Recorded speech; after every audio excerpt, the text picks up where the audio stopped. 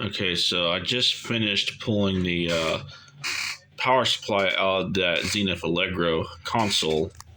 I went ahead and rebuilt the thing and gave it a recap.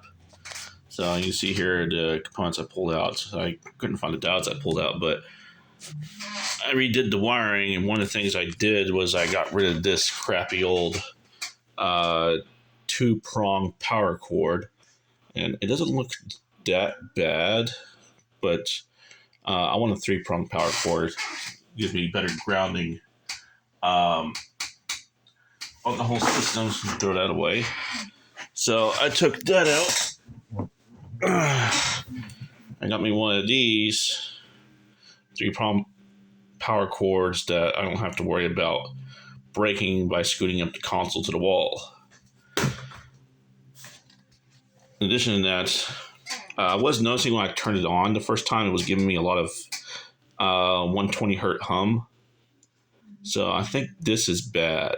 So I went ahead and took that out. I took the death caps out. It's one of the capacitors that goes across the bridge rectifier diodes. So this type of power supply, it does not use a traditional bridge rectifier like most modern systems use. It actually uses a tapped transformer secondary. So you don't have 4 diodes. Instead, you have 2 diodes. You can see one of them here and the other one's right here. And I didn't have the exact value for the capacitor that I was replacing. It was like 2,000 microfarads. So I took 2 4,700 microfarads at 63 volts and put them in series with some bleeder resistors. A lot of people say you can go bigger on the filter caps, and I don't think that's a good idea. There's a reason I chose those values. I made sure to get all the wiring done, make sure it's all correct.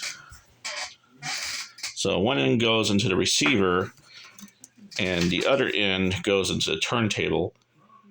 And I just finished getting this all clean with some isopropyl alcohol and an acid brush. That wasn't the best idea. And I took one of the circuit breakers inside and I put it on its own fuse holder.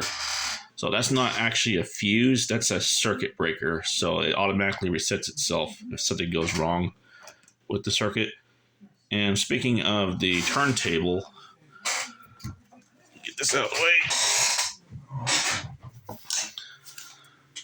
So I went ahead and cleaned this up. I also ordered a new needle because the original needle broke. So this is actually a pretty interesting design. Most of the BSR turntables that I've worked on have a needle that flips around. So you'd have a little tab on the side here. You flip it around to go to 78 or to LP. This one's a little bit different. This one is actually 90 degrees orientated to that type of system. So the needle's on the bottom, and to change it over, you press this down while holding the cartridge. And it's kind of hard to do on camera, but you can see that turns around and flips to the other side. Now that isn't great. And I'll pick it up here in a minute. So I went ahead and cleaned up the entire underside of this. And that was not a light task. Most of the glue was rock hard. Like, you had to get a chisel to clean it out. But once I got it all cleaned out, I went ahead and re-greased it. The only thing I really need to do is replace the idler wheel on the inside because it's kind of dry. So it has a hard time driving the turntable, because when the record player has to change, not only is it driving the turntable here, but it's also having to drive a mechanism that picks up the arm, moves it around, and places it on the record or shuts the machine off. It does not have enough grip to do that reliably, so I'm going to go ahead and get one of those ordered. But other than that, this seems to work just fine.